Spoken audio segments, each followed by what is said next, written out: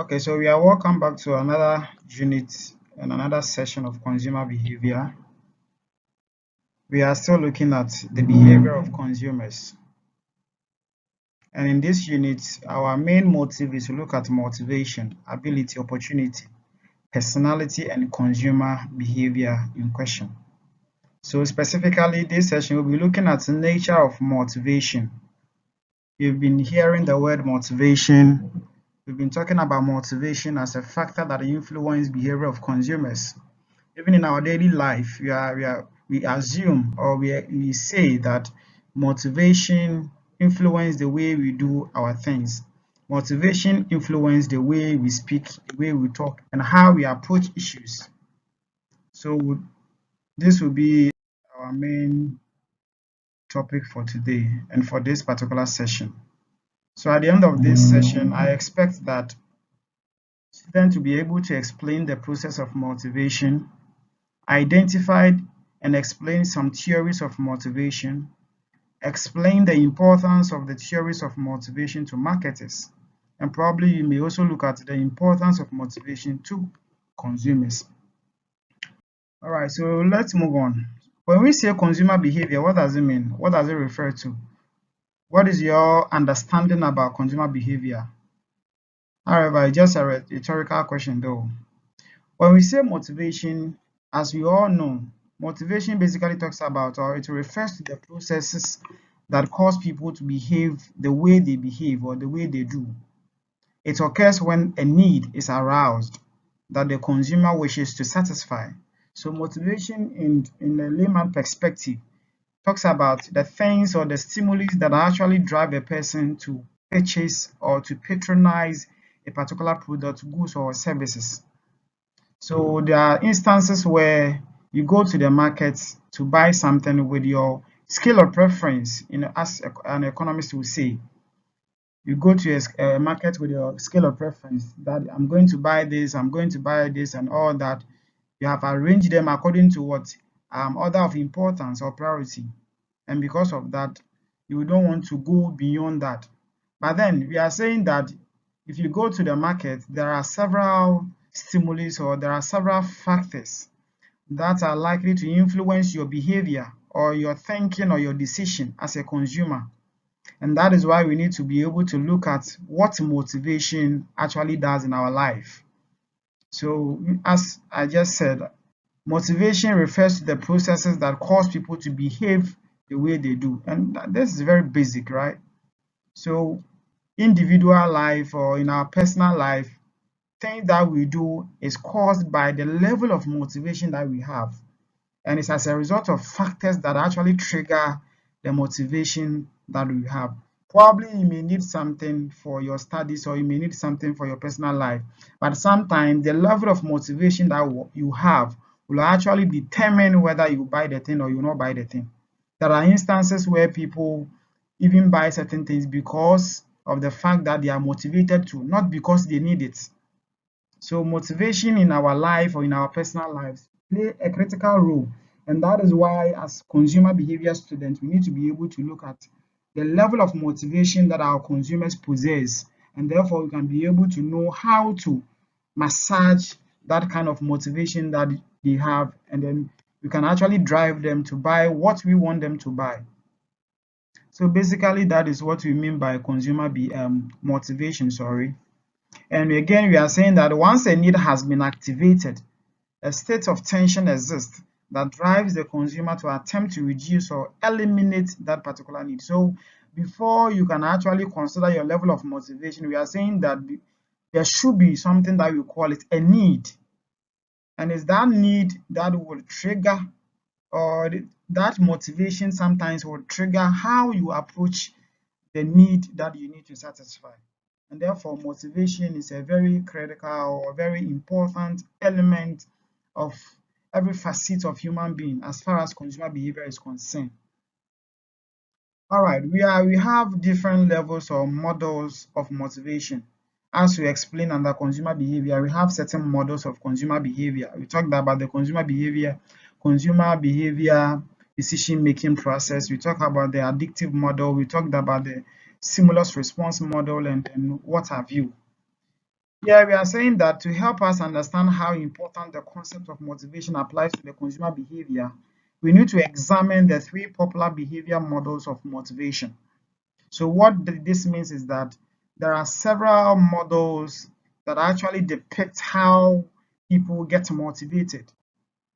So the popular behavior model. So there are several propounders or scholars that have actually developed or come up with what certain models that actually depict that when we see some of these symptoms or some of these elements, then we are saying that the person can be motivated and therefore we need to actually work towards that. So we have some few people here in the slides, but then there are a lot of propounders on the issue of behavioral models that you can actually explore. But with the purpose of this particular lecture, we'll be looking at three of them: the Maslow's hierarchy of needs, the dictates major consumption motive, and that of the set consumer motives. So these are basically some of the propounders or scholars or researchers that have actually researched and been able to deduce that there are certain elements that actually encapsulate or comprised of what we term as what motivation to certain consumers, and therefore marketers or individuals as far as consumption is concerned. You need to take note. So looking at the Abraham Maslow's hierarchy of needs, I believe that majority of us through our journey in education have come across such a theory.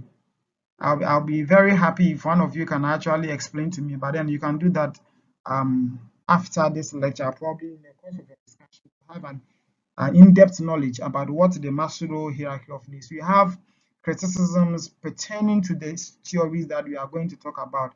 So it is up to you to look for those criticisms by other people or other authors, and then actually you can draw your conclusion as to whether what we have come up is what is actually in reality.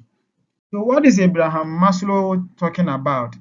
Abraham is saying that consumers or individuals, as far as human being is concerned, we have certain levels of needs or certain level of wants that we need.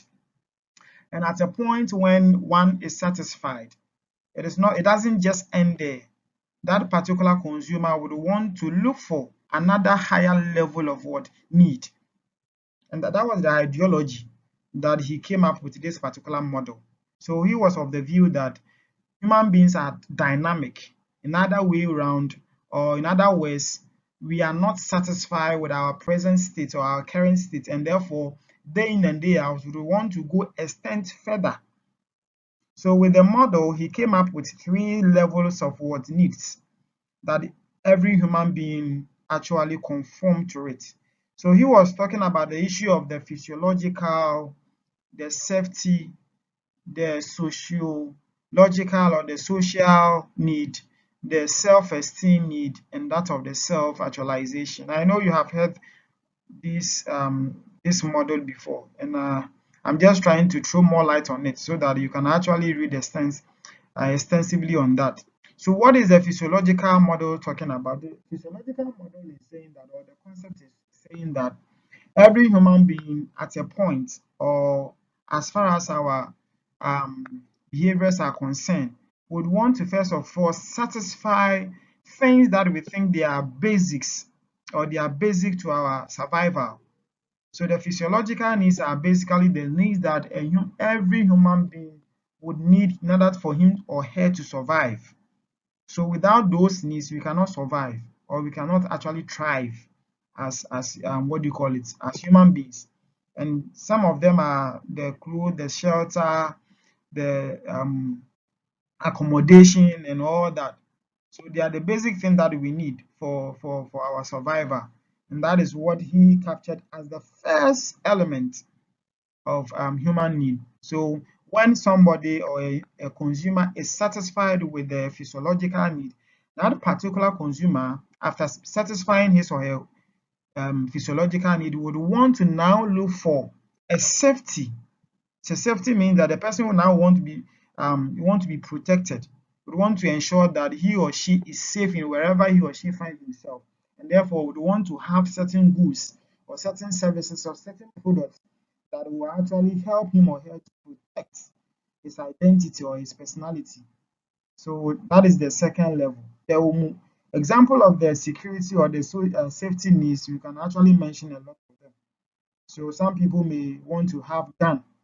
So when they are sleeping, they have gun under their pillow, so that in case somebody will want to attack them, they can actually fire back. So these are some of the products or the goods in terms of the safety needs. And then we have the social or the social belonging need. So after the person being able to ensure his safety or his protection or a protection, now that person now would want to be able to associate him or herself with a particular group or a club. And that is what we call the belonging, the social belonging. The person wants now to be attach him or herself to a particular category of people, so that wherever he or she find him or herself, he can be identified as such. And when we know that when people want to do that, probably that will actually result in buying certain goods that will actually let people identify that person as such. So, for example, there is an issue in the media where we heard that Abiyaku Santana would want to be part of a particular aspirational group. Yes, you want to be part of this despite group that contains these rich people and all that. So when such a person wants to be associated with this particular kind of people, this is an association or it's a social club or something. Probably before you can associate yourself to that particular group, you should possess certain things.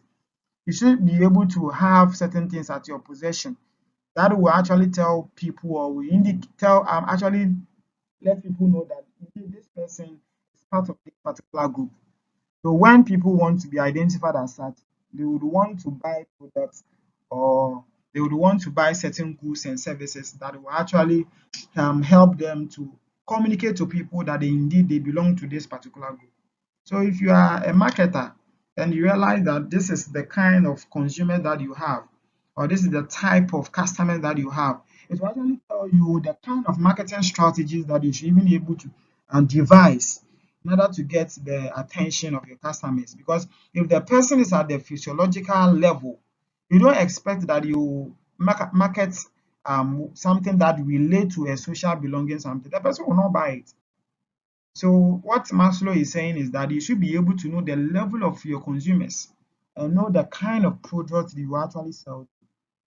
Now moving on, after the social need has been satisfied, we are saying we have something what we call the self-esteem. The self-esteem needs. So the self-esteem needs is basically the type of need that or is a level at which individuals would want to um, actually make people see that they have gotten to a particular level. They want people to be recognize them in society. That is the self-esteem. They have a target.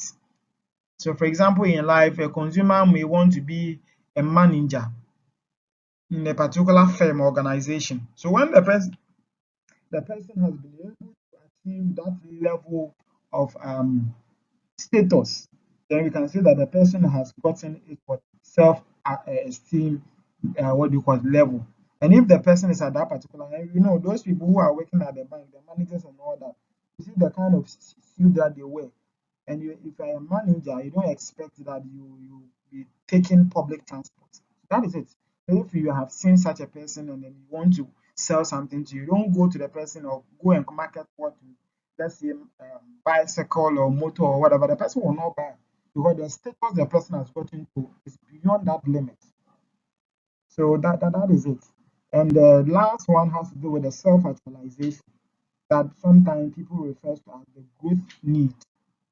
The growth you need. So this is basically the level at which the person is comfortable. The person doesn't need any assistance from anybody. For example, Akufo-Addo aspired to be a president since what do you call it, ages, and now has been able to realize that, and that is what we call the self-actualization, because it is assumed that that level of presidency is the highest form, regardless of how much money you have as an individual. For you to be able to get to that particular level, it takes what do you call it, a lot of work. You get it. So when somebody has that particular aspiration, the person gets there, we say the person has gotten it what self-actualization stage. And if you have consumers who are at that particular level, you know what to sell to and what not to sell to. So this is basically so if you look at the last level, which is the self-actualization, it's other authors are saying is called the growth need, and the four that I have just discussed is what we call the deficiency needs. The deficiency, because the person is still not okay. There are some form of potholes. So that is the deficiency stage. Now we move on to the dictator's major consumption motive. So dictators also did research, read books and all that, and was also able to realize that there are certain elements that actually motivate consumers to buy a particular product or a particular service. And he came up with 12 consumption motives. 12 consumption. So you can actually refer to the book that you have. We have the explanation and all that in there. So you can read extensively to be able to abreast yourself or orient yourself much about the various motives of what consumption. So Dictus was saying that for us to be able to know that this person is motivated and all that, there are certain things we should actually look out for. And one of them has to do with power or masculinity. Power or masculinity. And we have certain examples of associated products, certain products that goes with that particular motive. So power or masculinity is basically saying that there are certain consumers who want to aspire to be in certain position,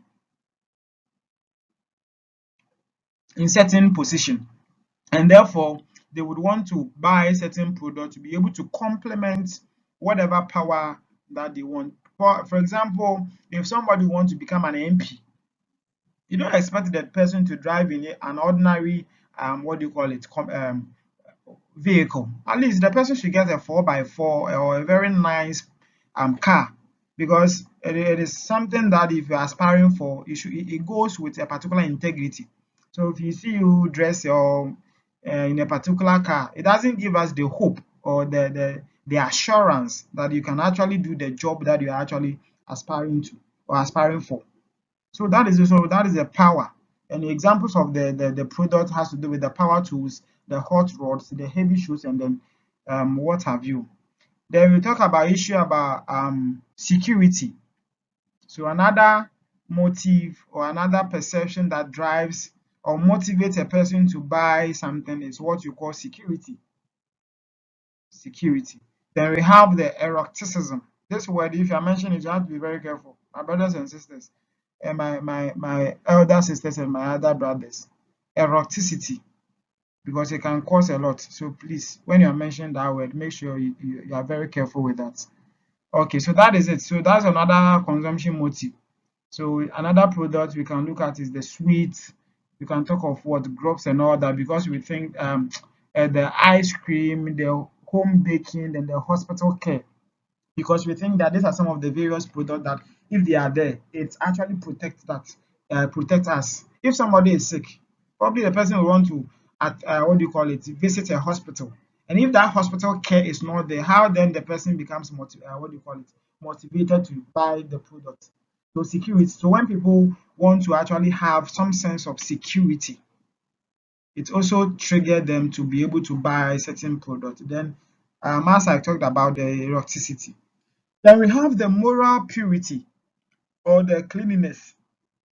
So moral purity is saying that there are certain products that will trigger a consumer to buy because of their potential or their ability to make them look clean or healthy.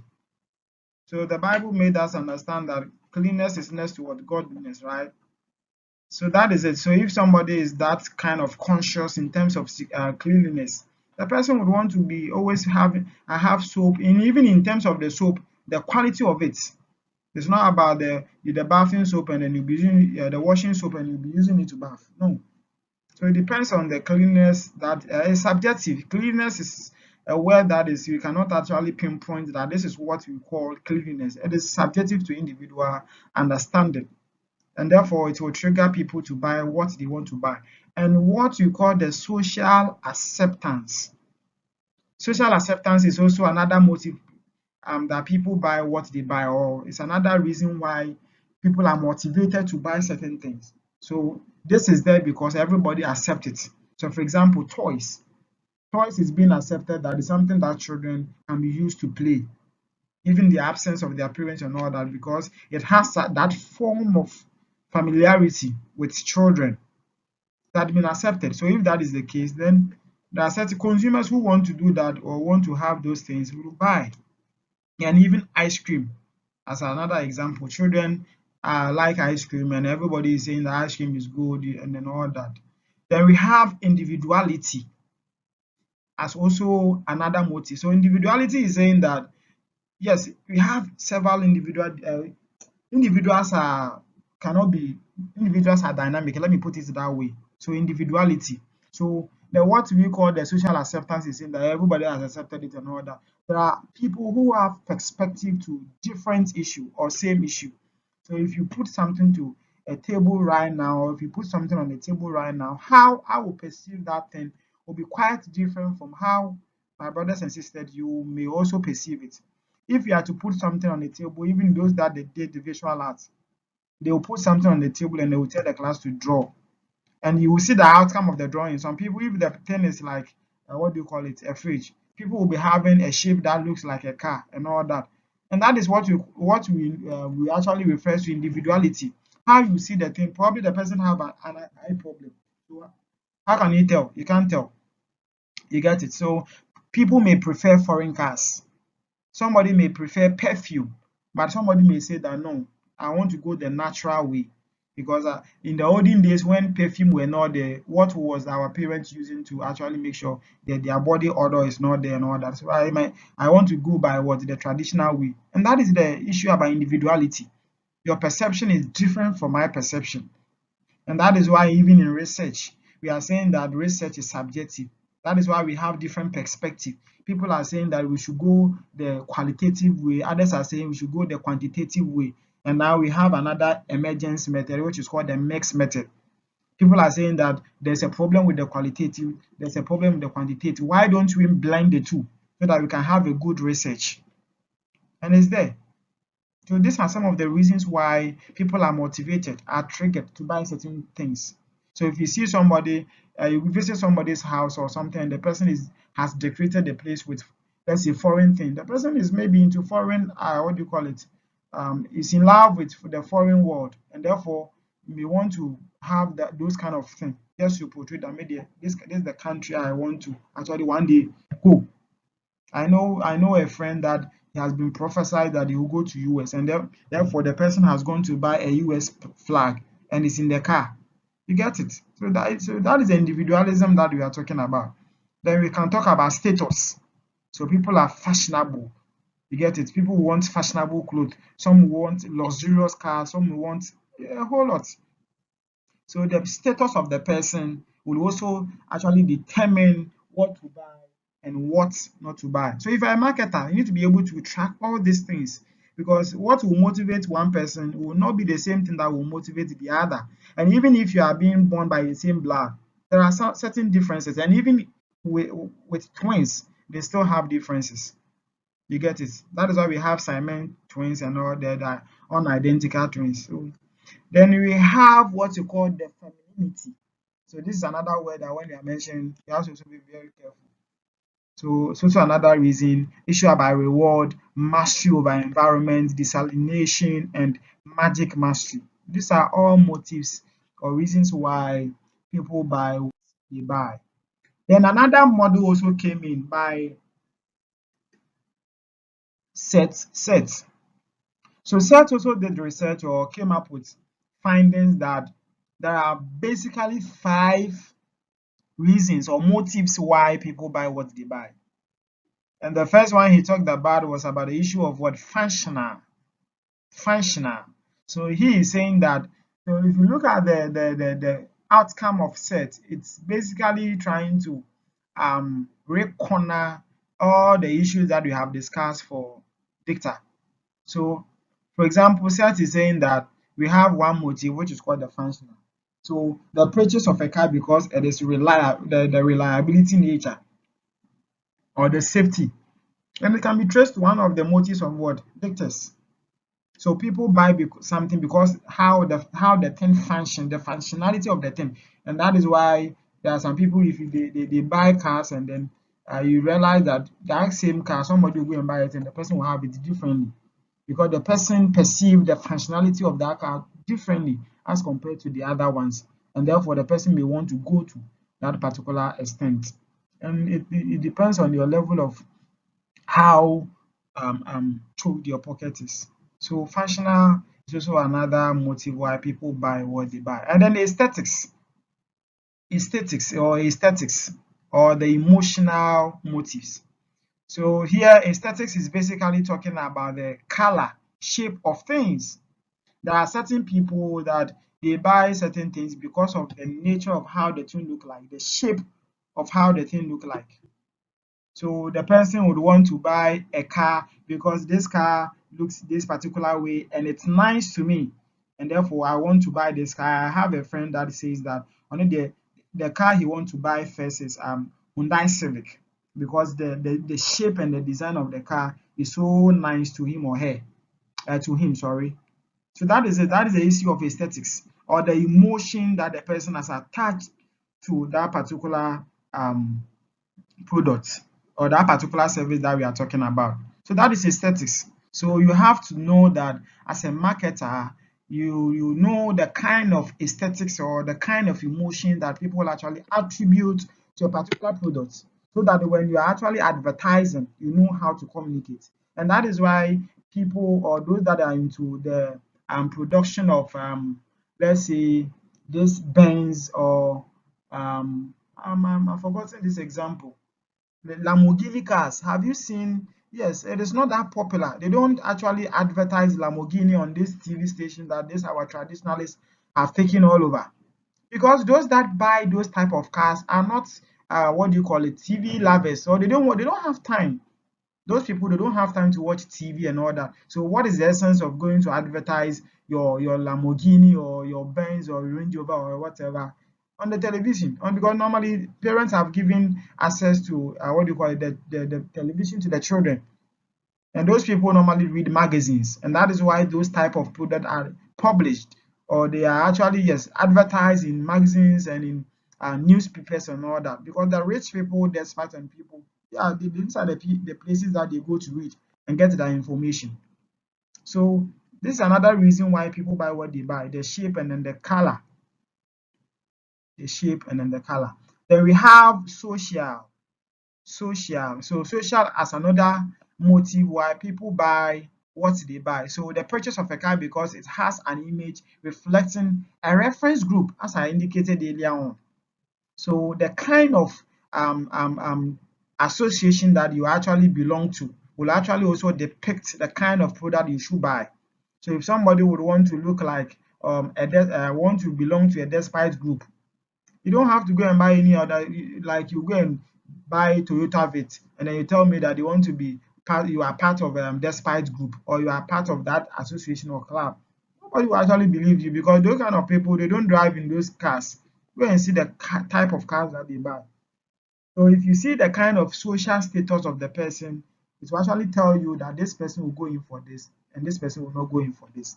Then situation or the situational motives or purposes. People buy certain things because of the kind of situation they find themselves in. You get it? There are instances where you buy something because you are not you need it because of the situation at hand. For example, somebody may purchase a car because it has been heavily discounted. It has been heavily discounted because over the years the price was very high, and now all of a sudden you heard that they have reduced the price of the car by, let's say, 50%. Look at the kind of enthusiasm that you use to go and buy the car, and it's not because you need it at that time. Even probably the need has come to pass, but because of the situation that the thing has been discounted, and therefore you want to buy that particular thing. And then if you understand all these things as a marketer, sometimes you'll be able to know how to trigger customers to come and buy your product. That is why you go to the market and then all of a sudden, yeah, your mom will come to the house and will be, hey mommy, today you bought all these things, hey, where from all these things? And then they'll be, It's because it's not like the mother was happy buying all those things, so because you realize that at that time those things were cheap, and if she doesn't buy it, you don't get any opportunity to buy those things at that price. So it is the situation. I remember there's a story between a married couple where they were actually living in a compound house, and one and a different couple, one of the lady realized that the husband of the other friend, always when they are going to be in their car and then leave to the office or whatever, the husband would go and then open the car gate for the wife to go and sit down, and he will just bang the door and he will go and sit and then drive. So the lady saw that thing persistently, and the lady now started fighting with the husband that you are doing this and all that. See this guy always opening the car for the wife to go and sit down and all that. That's the issue, the situation. And not knowing the car has a fault, and it is only the husband who can open it for the wife to sit down. The wife cannot open, and that is why you open it for the husband to do that. You get it? So the situation the person finds herself, they actually say, now I want to leave you. I'm going to look for somebody who can open my, what do you call it, the car gate for me when I want to sit down. You see the situation. So the kind of situation you find yourself in may actually tell what to buy or what not to buy. And again, Seth is also saying that there are instances where curiosity, you say curiosity kills the cat, right? I don't know where anywhere curiosity has ever killed a cat. Something I don't know, because only the only time I see cat being killed is by human being. I've never seen cat being killed by curiosity. Anyway, it's up to us. So curiosity is also another reason why people are motivated sometimes to buy certain things. Sometimes you desire to have or to know what actually entails in a particular product. People are saying that, hey, this product is nice, or this product kills, let's say it cures what, impulse and all that. You are curious to see, you are curious to know whether it actually buys what, it actually heals, or yes, cures what, whatever they are talking about.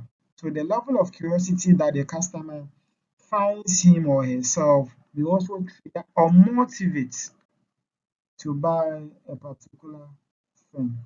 Sometimes people want to buy something because they want to have a new experience, a new experience.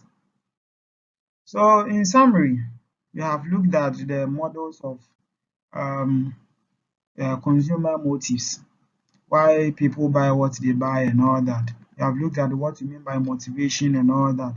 So please make sure you look at the issues that relate to motivation, so that when your questions are being asked on that, you can actually orient yourself or answer as such. So basically, we've talked about three models that I have explained extensively. So it's up to you to read further, and then you'll be able to write more on that. So you can actually also consider some of these questions in your attempt of reading or learning. You should be able to explain what is motivation. Mention the three theories of motivation discussed in this session or whatever. Then explain the following. For example, when they ask you explain the following: functional motive, emotional motive, or situational motive, you should be able to elaborate or explain all this. Okay, thank you very much. And then we'll meet. We'll have another our second session. All right.